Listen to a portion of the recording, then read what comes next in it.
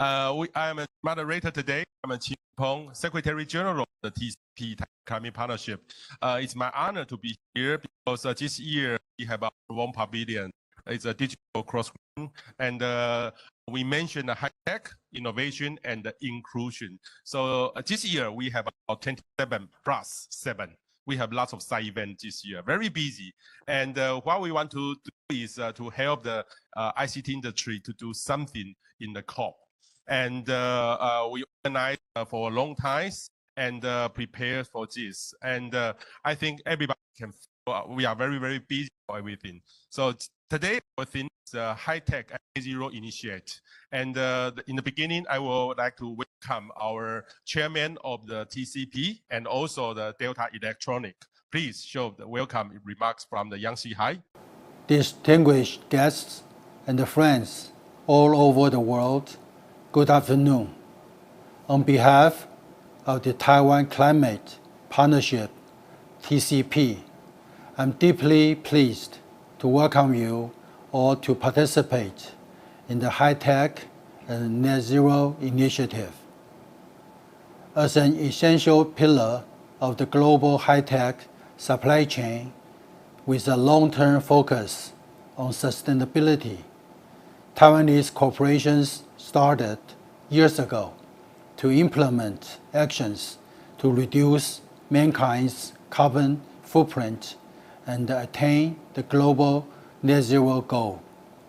Delta Electronics, for example, has proactively participated in the COP events for 16 consecutive years to share its sustainable development strategy, endeavors, and milestones with the international community since 2007. Between 2010 and 2022, Delta's high-efficiency products and solutions save over 39.9 billions of kilowatt-hours of electricity for its customers, which is enough electricity to power Germany for almost 1 month. On its 50th anniversary, the company also joined the RE100 Global Initiative with the promise to utilize 100% renewable electricity in its global operations and to reach carbon neutrality by 2030. In addition to Delta Electronics, it is also quite impressive to see several world-class Taiwan-based tech companies join the initiative, such as TSMC, AUO, Microsoft Taiwan, Lite-On, Acer, ASUS, and Pegatron. Together, these enterprises established the Taiwan Climate Partnership, TCP, in 2022. And I'm very proud to share that we currently have more than 100 corporate members. The TCP aims to advocate for the net zero goal to the supply chain in actual practice, while connecting with the latest sustainable development trends through close cooperation. In regards to our global partnership endeavors, I'm profoundly proud to share with you that the TCP has signed an MOU with the CCC of the Philippines in March this year for future cooperation on severe climate changes, water resources, renewable energy, carbon trading, and more. We also became a supporting partner of a European Green Digital Coalition in this September and cooperated with the International Climate Dialogue for COP28. At COP28, we have our partner representatives to join the high-tech and net zero initiative and to share their experience and actions with our invited guests and the speakers. We do believe that the unity is a strength, and we can achieve mankind's sustainable development goals by creating synergies through our global partnership and initiatives. Last, I would like to express my sincere gratitude to all guests and friends for your participation and look forward to cooperating with you all for our future initiatives and milestones. Thank you. Okay, thank you, Yang Xihai. And now I would like to invite the chairman of the Taipei Computer Association and AUO Corporation. And actually, he's also our vice chair of the TCP. Let's welcome the Paul Peng, please. So, ladies and gentlemen and distinguished guests, on behalf of Taiwan Climate Partnership, TCP, I want to extend a warm welcome to all the delegates and attendees in this room. It's truly an exciting moment to have the opportunity to meet our partners from around the world. This is a remarkable occasion for TCP as it makes our first appearance as a advocate at COP. Over the next 3 days, we will sit together to discuss the climate mitigation and adaptation strategies for the future of our environment, the well-being of future generations from the point of view of ICT industry, which is information, communication, and technology industry. The climate emergency is becoming the greatest challenge to the world today. We need to rebuild the environment, and ICT industry is just the right to help. ICT industry has the potential to the driving force for change in fighting global climate crisis. As our chairman mentioned, our TCP was formed in 2022. Now we have more than 100 members. Also makes TCP one of the early pioneer and leading climate alliance for business sector in East Asia. All our TCP prestigious members have reached some climate mitigation and adaptation achievements already. We took the first step within our own companies, for example, green product design, energy saving, water purification, manufacturing, transportation, or circular economy, etc. And then leverage all the supply chains and sustainable procurements to head for our only final goal, net zero. In the near future, our goal is to enhance our members' climate governance capability and bridge the public and private session. Today, we are so happy to have the chance to be here to share with you our experience. And we are excited to join, share, and learn from all you prestigious global partners. This forum is just the beginning of our collective action. Let's do the promise and walk the walk. Thank you. Thank you, Paul. Yeah, thank you. You did a lot of work here because it just fly to Dubai this early morning. Thank you. Right now, I would like to introduce Luis Neves, and he's the coordinator of EGDC. EGDC is the, I think it's the same time with the TCP, formed in 2021, right? Supported by European Union, and you have about 26 CEO of the ICT company organized together. And Luis, besides, is one of the coordinator, and actually, I think he's the most important, is the chairman of the GESI, Jesse. How we call Jesse?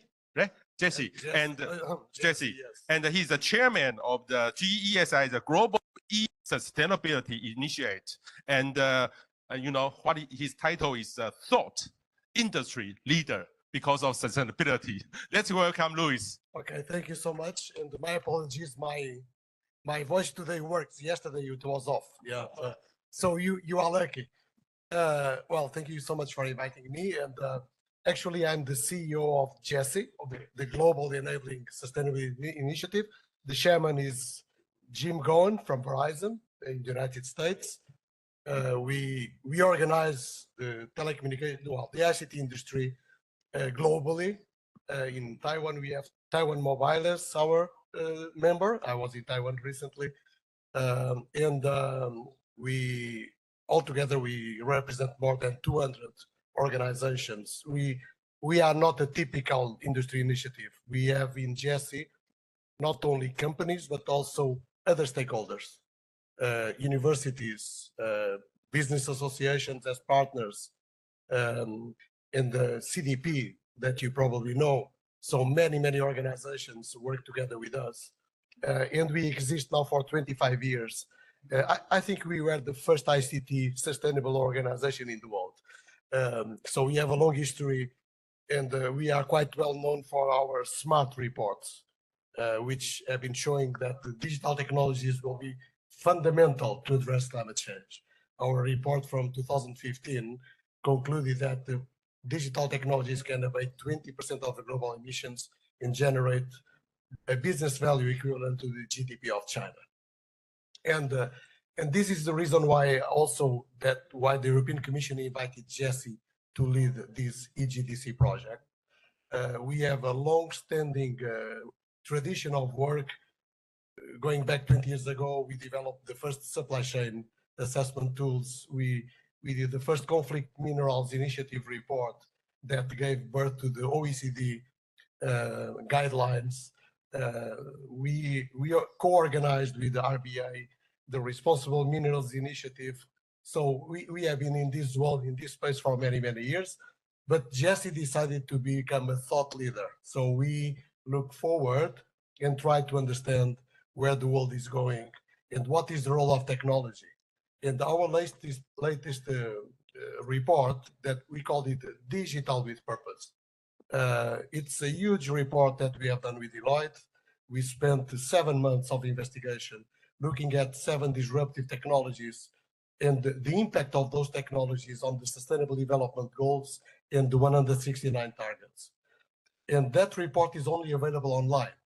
It's not possible to print it because we analyzed over 500 case studies. We interconnected all those case studies with the 17 SDGs and 169 targets, and we looked at the impact of those technologies towards 2030. So we measured that impact, and the benefit that we calculated is that those 7 digital disruptive technologies, we're talking about blockchain, AI, 5G, IoT, virtual reality, and so on, those technologies will impact in a positive manner 45% of the SDGs. So that means our industry is fundamental for climate change, but we are not here at COP present. We talk about oil and gas, but not about technology.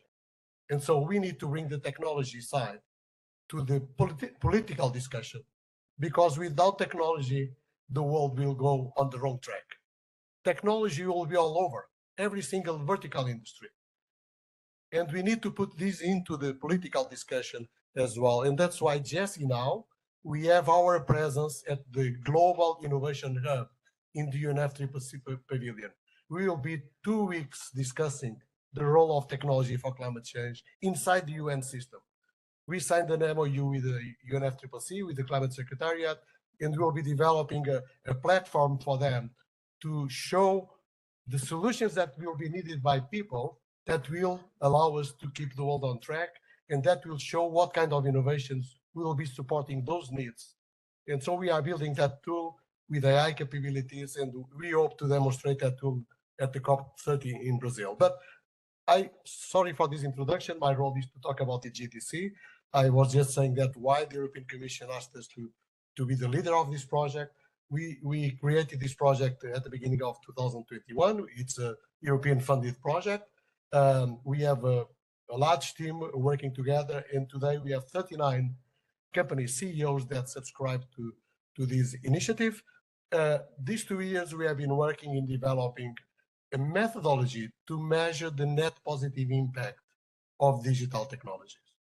And we have been working with different industry sectors. We analyzed 18 different case studies in the vertical industries, and we are coming now to the end of the project, where the results will be then applied into the European taxonomy. So companies that want to have access to the 700 billion euros of the European Commission for the green financing, they need to follow the KPIs that we developed in the methodology. I want to give you a warning. When we started this project, all our members, so the members that were part of the GTC, they needed to present their solutions to us. But we created the indicators. We developed the indicators under which one could consider a technology to be green. So we received 100 solutions from those 39 companies. Only 2 of them passed the threshold. So that means that, as I said, we need to walk the talk. It's not only about talking about green without proving that it's green. So we need to be careful because digital is fundamental. We are, at the center of the world. But if we want really to make our case in relation to the policymakers, we need to be very credible. And that's why EGDC will be so important. We are finalizing the project. I will be here later today to explain a little bit with more detail what the GDC is all about, which companies, what we are doing. Also to talk about the future. This project will continue in the next 2 years. I've already been asked by the European Commission for Jesse to continue to be the host of this project. That we will do with pleasure. And I hope that not only TCP, but also your companies in the future will utilize the methodology, because now it's about implementation. So we can have a beautiful methodology, but then if we don't use it, the methodology is there for nothing. So the next 2 years and the years to follow, it will be about deploying the methodology, implement methodology in real use cases. And we already know where we go. We already have some ideas, but I'll talk about it later on. So thank you so much for inviting me. Yeah, thank you, Luis. You have a wonderful speech to encourage us to join the EGDC to be a supporting member. Okay, let's welcome Oliver Wilson, because when our TCP set up the criteria to be the TCP member, I remember Paul is RE100, right? And but in the beginning, some people say it's too difficult to reach. Can I have RE10? RE20. Okay, please. Oliver is the head of RE100 and energy operations, please. Hello, can everyone hear me? Okay, yep. Great. Thank you. Thank you very much for the introduction. Yeah. And thank you for the invite as well to be here today. So as mentioned, my name is Ollie Wilson. I'm the head of RE100 and energy operations at the Climate Group. And RE100 is a global corporate renewable electricity initiative. Its goal is to accelerate the change to zero carbon grids globally by 2040. And we do that by bringing together companies that have committed to, of course, 100% renewable electricity globally. And currently we are, I think, over 425 members now that have made that commitment, which is fantastic. And just to put that in sort of perspective of size, if we were a country, we'd be bigger than France in terms of electricity consumption. We're top 10 countries in the world. We're very shortly going to pass Germany, which is number 9 in that list. And that's over 500 gigawatt hours of electricity consumption a year within our membership. And that is such a powerful signal for demand for clean electricity. And really, we use that to go and take that to policymakers around the world to encourage better policies for renewable electricity. In terms of RE100's overall role in net zero, hopefully we play quite a big role. One of the focuses of this COP is the tripling of global renewable energy capacity. And hopefully that will make it into the final COP text at the end of next week. That action alone is the single largest action that can be taken to keep 1.5 within reach. So it's vitally important. And then where companies come into this, businesses in the commercial and industrial sector, that's the majority of electricity consumption in the world. Over 50% is consumed by businesses. So you can see how this starts to come together. And then on top of this, one of our surveys has highlighted that 70% of companies see government regulation as the key enabler for the energy transition. So that's why we try and bring companies together to advocate for better policies. So you've got that big demand signal, We know that tripling of global renewables is what's needed, so we bring companies together to do that. And we do that through what we call our 6 global policy messages. So they're really around sourcing methods that corporates can use to buy renewable electricity. So be that certificates, PPAs, green tariffs for utilities, or self-generation. Those themselves are 4 of our global policy messages. And then we have another 2, which is around ensuring an equal playing field for renewables and fossil fuels. And also our final one is for that long-term policy framework in place in countries that really signals the intention of renewables. So there are 6 global policy messages. And yeah, that's what we use to advocate to governments around the world. The other, I suppose, essential role is not just to change policies, but the amount of investment that companies are making is astronomical. Is in amongst our membership, that is billions of dollars of investment into the clean energy sector waiting to be made, and that can really transform the net zero. In terms of within the Asia region, what's RE100 doing? So we currently have over 150 companies who are headquartered in Asia that are part of the RE100 membership. That is our fastest growing region in the world at the moment. Within that, we have 85 companies headquartered in Japan, 35 headquartered in South Korea, 31 headquartered in Taiwan, 10 in India, 6 in China, and so on and so on. So yeah, a really growing movement in the region joining RE100. We have our policy work in the region, which is, yeah, we're trying to change the policies in many governments. In fact, we've got Maddie here as well, who leads our policy work. He's our senior policy manager. And we've taken those global policy messages and translated those at a national level in both South Korea and India at the moment. We're doing that in Japan at the start of next year. And we've formed partnerships in Taiwan, in Indonesia as well. So that's sort of the basis of our policy work in the region. On top of this, RE100 is one of the founding members of ASUSTek, which is the Asia Clean Energy Coalition. And the idea is to bring buyers and sellers of renewable electricity in the region together and to form a common platform to then advocate for better policies. And one of the members that was last year into its running. And then maybe just to reflect some of the challenges in the Asia region.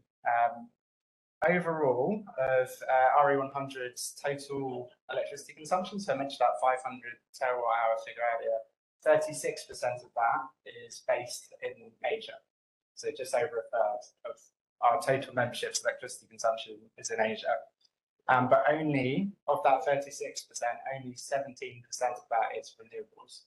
And overall, for the RE100 membership, 49% is the global average. So Asia is a little bit behind the global average at the moment. So that's really why we're forming so many partnerships and trying to drive forward the policies, because we realise it is policies that are holding back companies' ambition here.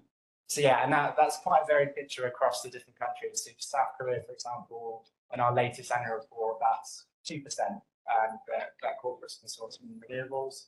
That's different figures in different countries around. So just to summarise, I guess, of what can both companies and governments do to move forward on renewables. So companies to buy renewable energy, and many companies, including many that are here and are on this board, have really joined RE100. That's a really credible way to show you're serious about your commitment to renewable electricity. You end up being part of a prestigious group of global leaders on this too, and you can learn from peers. And also, as I mentioned, you can take part in our work to encourage better policies in the region. So as a company, please buy renewable electricity and join RE100 if you haven't already. For governments in the region, it really is what I mentioned about those 4 global policy messages. They need to be enacted really to ensure that corporates can access clean, renewable electricity at a large scale and at a reasonable cost. And at this COP, what really we need to see from governments is that commitment to triple global renewable energy capacity by 2030. If we can get that in the final COP text, that would be a huge win. So thank you very much. Yeah, thank you, Wills. Yeah, Oliver, thank you. Thank you. Okay, right now I would like to invite Madam Kahori Miyake. She's a co-chair of the Peng Climate Leader Partnership. Actually, she is from the bank, Samimo Mitsui Trust Bank. He's a Chief Sustainable Officer. And actually, the JCLP is our very familiar. We are very familiar with that. And however, we focus on ICT, and there are many sectors. Please, Madam. Yes, thank you. Thank you for the introduction. I'm Kahori Miyake. I co-chair the network called the Japan Climate Leaders Partnership, which is the Japanese version of TCP, I guess. But as you can see from the slide, we cover a lot of different sectors. We have manufacturing, we have food manufacturing, digital manufacturing, and retailing, and all these different sectors. Currently, we have, as you can see, close to 250 companies. It has grown so much, and this actually covers 8% of the total electricity consumption in Japan, which is a good, presence that we like to see. So we're getting more attention and also more vocal about the policies as well. But we are quite not new to the area. We formed JCLP in 2009, which is quite a long time ago. But as you can see, the number of the companies has grown so much after the Paris Agreement, definitely. And in recent years, because companies are seeing this as an opportunity.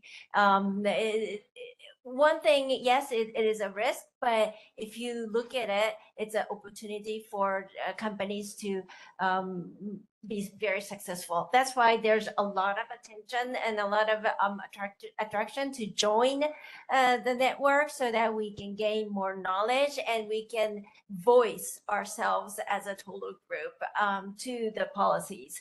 And we actually have been doing a lot of research as well, because it's a learning process as well for Japanese companies. We don't know a lot yet. So, of course, there's no expert, as you can see in this area. Everybody's learning, I guess, in the learning process. But we've been sending a group of people from the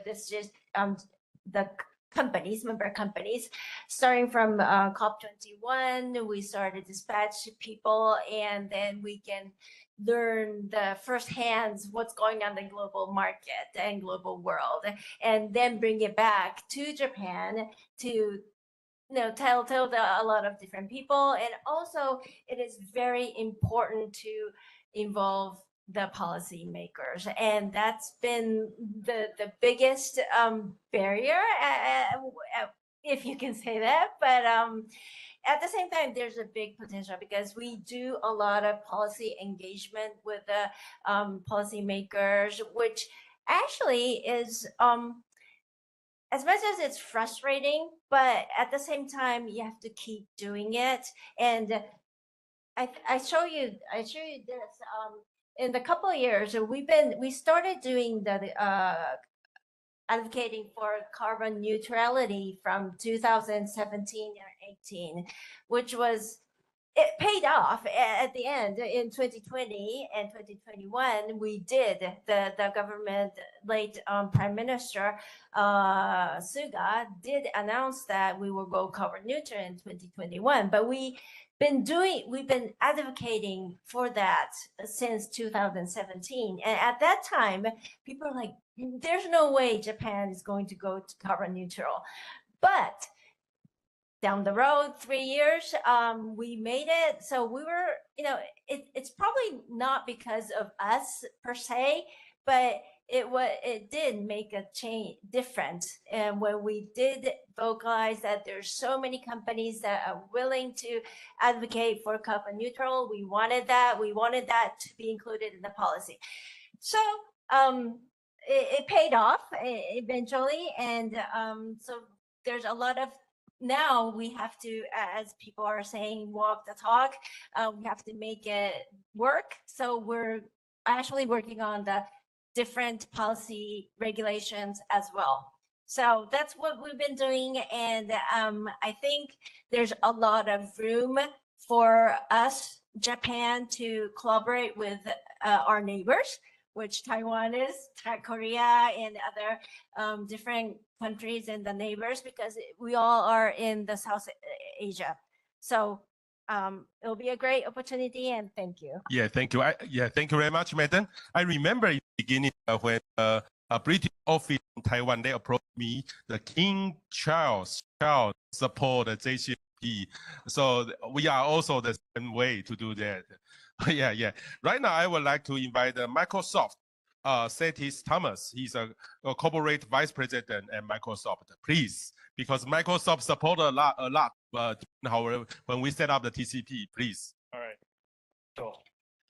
All right. First of all, thank you for the opportunity. So my name is Satish Thomas. I'm the corporate vice president on the engineering side that builds all our products for the Microsoft Cloud for Industry. So Microsoft Cloud for Retail, manufacturing, financial services.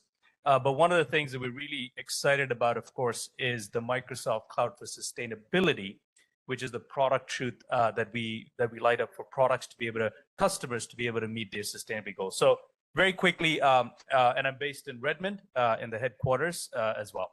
So our presence at COP28, obviously it shows our commitment for partnership to enable global progress.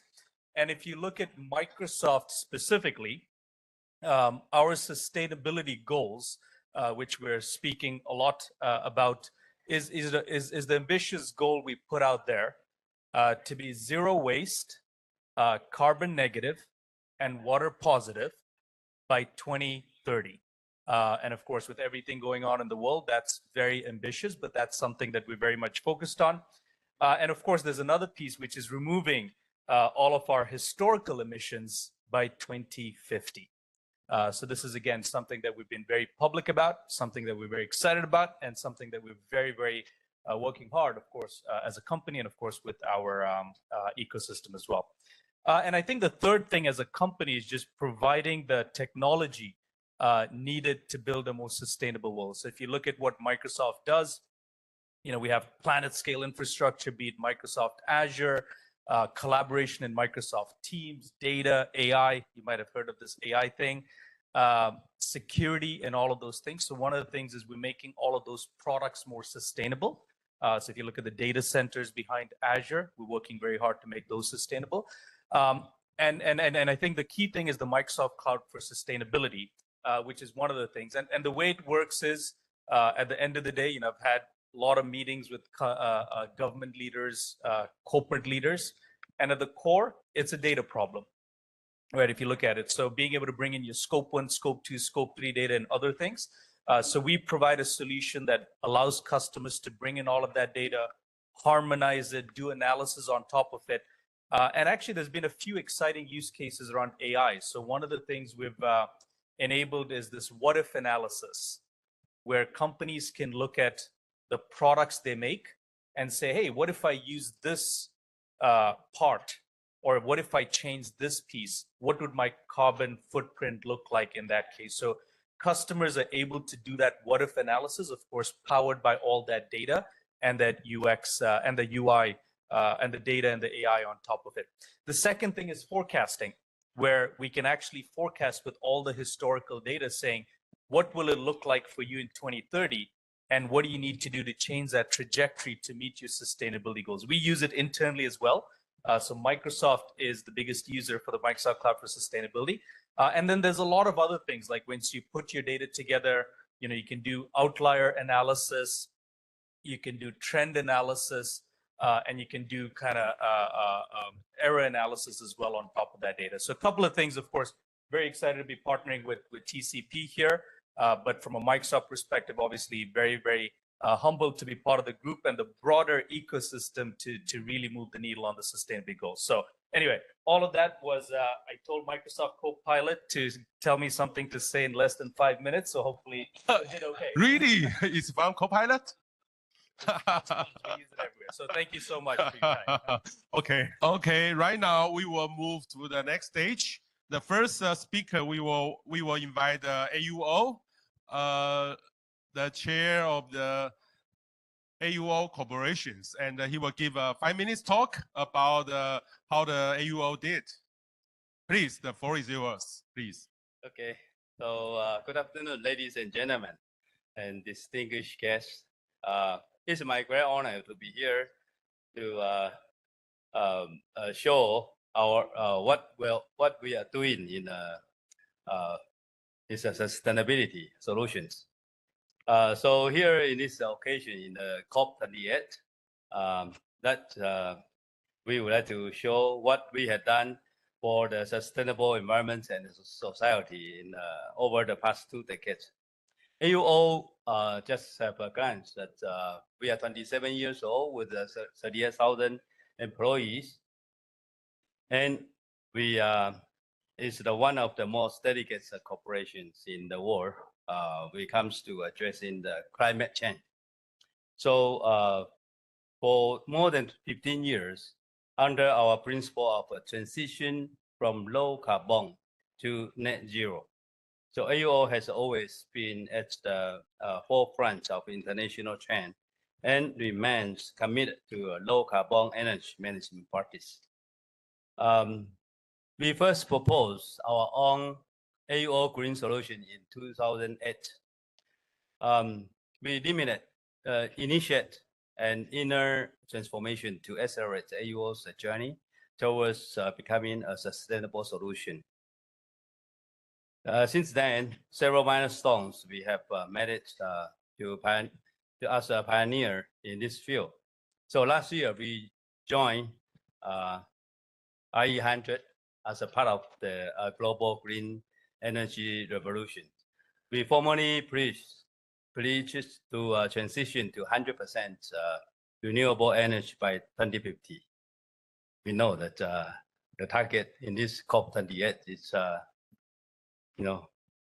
even they expect earlier than 2050.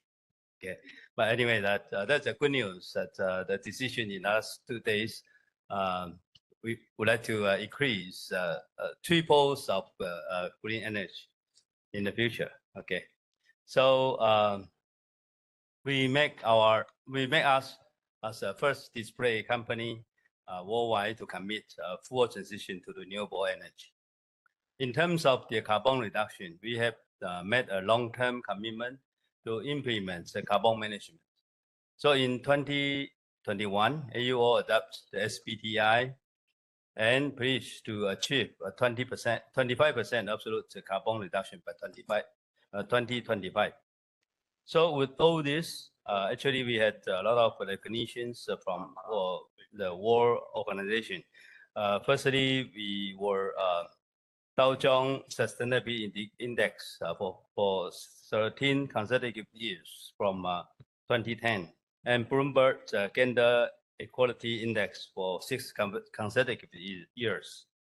And we are also proud of Asia Responsible Enterprise Award, Manufacturing Leadership Award, and Asia Pacific Sustainability Asian Award.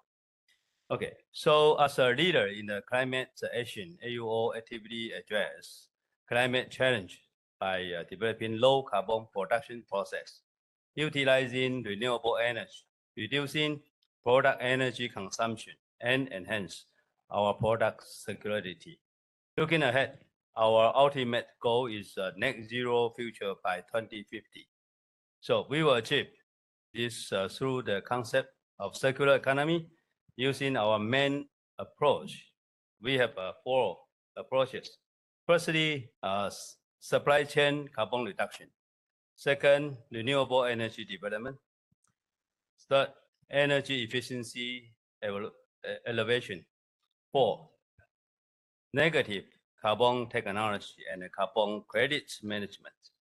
So we pledge that in the future, we will maximize our efforts and influence in the industry, collaborating with our partners to ensure sustained progress towards a low carbon, net zero, and sustainable future. Thank you. Thank you very much. Yeah, thank you, Peng. Okay, right now we still have two person online, and the first will be the CSO of the Acer, Jingjing Liu, and everyone, the notebook is not Acer or ASUS.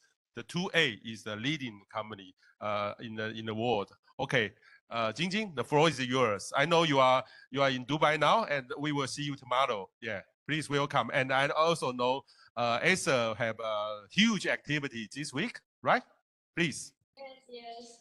Thank you, Dr. Peng. Hi, my name is Grace. I'm Corporate Sustainability Officer of Acer. Acer is one of the leading ICT company founded in 1976, with in presence of over 160 countries. And today I will share about Acer's climate strategy and the goals. Acer commit net zero by 2050, increase renewable electricity to 100% by 2035. By 2030, we aim to reduce carbon emissions by 50% in operation, 35% for value chain. And for product, by 2025, the computer energy consumption will be reduced to 45%. And we will use 20 to 30% PCR plastic in our computer and display products. Currently, we have used over 44% renewable electricity and reduced 16.5% carbon emissions in scope 1 and 2. And our product, laptop, has reduced its energy consumption by 39%, and we have used over 70% in PCR for our computer and display products. Actually, a lot of quantitative target. That is because Acer explore every avenue, try to reduce carbon emissions, try to find low carbon solutions through our operation, our product and service, and our value chain. So today, I'm very glad to attend COP28 event. Accept me to share about Acer's climate strategy and the goals. And I will also share about how we engage with our suppliers to find low carbon solutions tomorrow.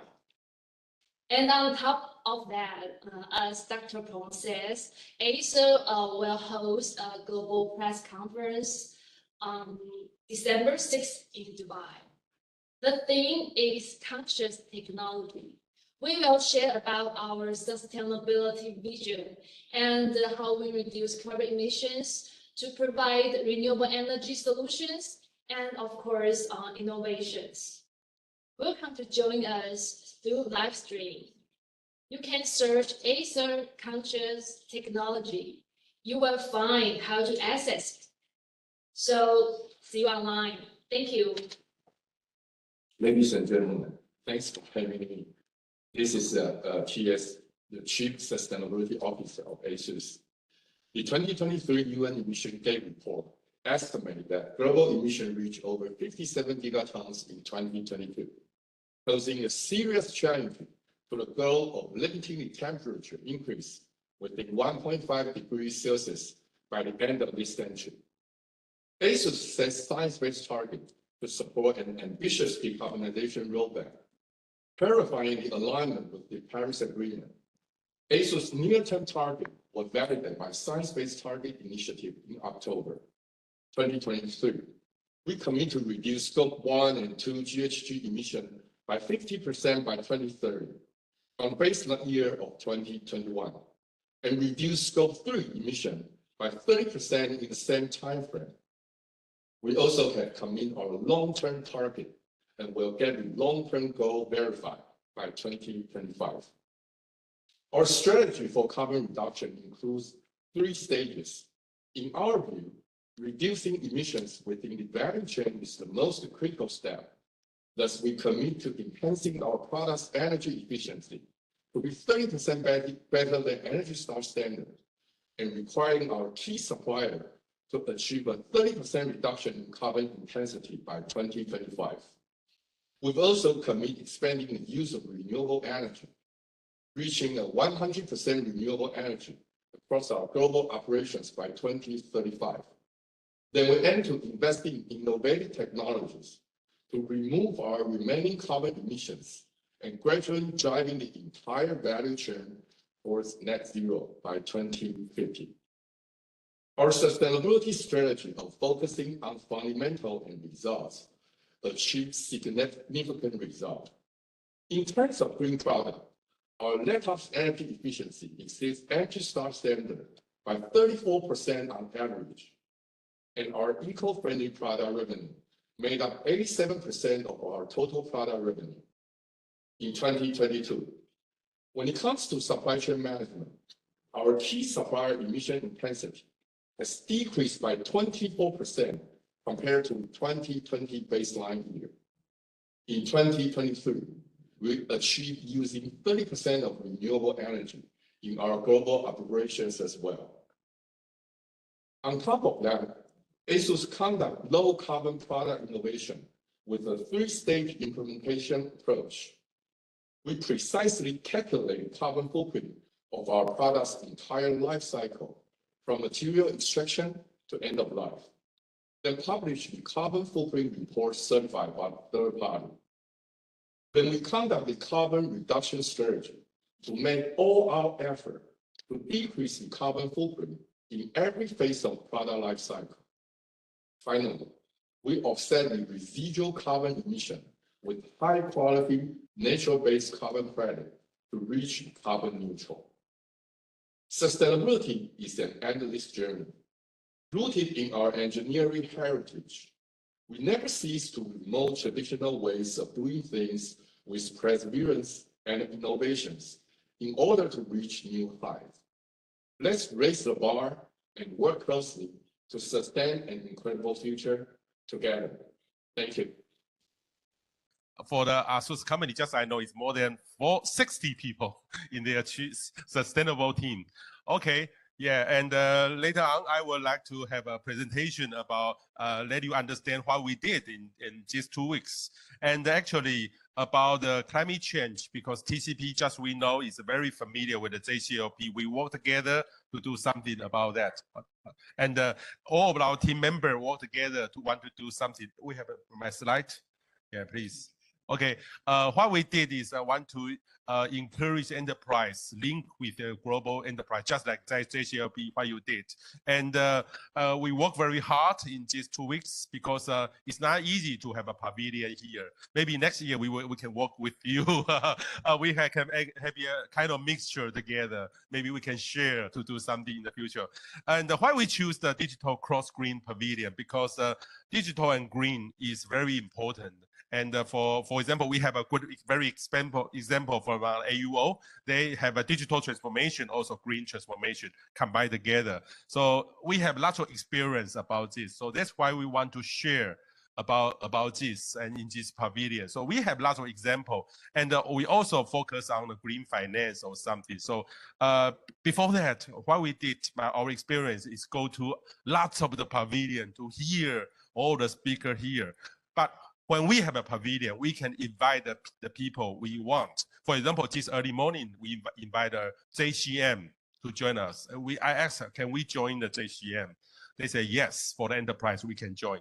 So the green and digital pavilion means why we want to do this. This is our member, just like you. This is TSMC, Peng is here, Acer, ASUS.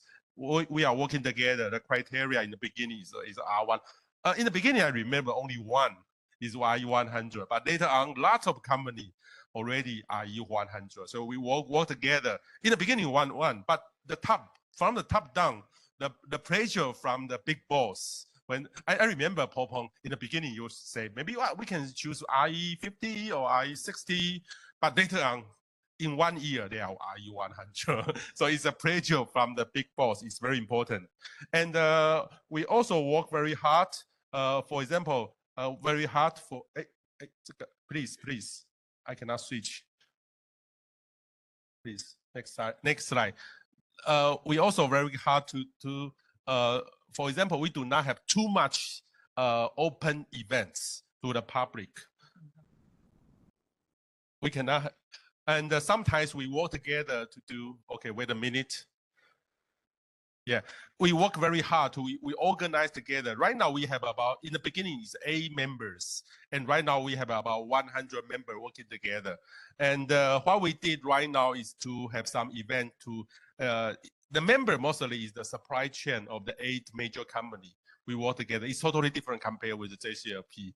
This is from the ICT industry. So in the beginning, we have some event about this. For example, this one is more than 100 companies to join us. So later on, they are our member. We work together and they talk something because they are big boss. When they talk something, it's the title of the newspapers. So they are very important to encourage. And we also set up a Taiwan Climate Institute. It's not a real college, but we work with college because all of the CSO, they are very active. They are the frontier from the enterprise. It's better than the university, any kind of education system. It's better than the others. So we set up this Taiwan Climate Institute. That means the CSO can go to the university to teach the students to get their CSO, the chief sustainable people, their sustainable team in the future. That's a very good idea. For example, we work with the National Tsinghua, National Chengkong, National Taiwan Normal University, and we also work with the AI academic school. They already train about 10,000 AI skilled people in Taiwan. So that's very important. We work together to do green and digital. And also this year, we joined the European Green and Digital Coalition. It's their CEO. So European, Japan, and also Taiwan, we are very close. The same ideal. I think the digital and green is our goal to do this. So we focus on not only what they do is all carbon measurement. No, it's your standard. ESG is also standard, but we want to focus at this: green power, energy stability, carbon market, climate finance, climate tech. Climate tech. I know in Japan you have a lot of climate tech and also industry innovation. That's what we want to do about the TCP. And this year we focus on the digital and green because digital sometimes and green people are different people. For example, their CSO, they are very strong, and however their IT team is different. So we have a good example by Paul Peng, his company, by his leadership, very strong together, combined together. Sometimes it is a 2 group and separate. And right now, the best company is combined together. So we have the experience about that. And we also found the climate governance in Asia have lots of problems. For example, the top-down communication, transparency, and short term. This is from the climate governance point of view, not from the enterprise. But from the enterprise, you can see the problem of the government. It's also the same. So that's why we want to do together. So it's not our first COP. In COP26 in Glasgow, we already announced the TCP already there. And we have a press conference during that time. And this year we have about 27 plus 7 side events. We have more than 120 speakers together. So it's online and offline to be here. So we hope this is not only the end of this event. No, our criteria is no greenwashing. So our president, Yang Shihai, he said, we should follow the United Nations 10 recommendations, which is 1 to 10. No greenwashing. It's that we should do. Everybody want to join us to be the company. They should follow this rule, 10 rule by the UN last year. That's very important for us to do. And so I think today is not the end of this event. It's a journey of the 1,000 miles, begin with a single step.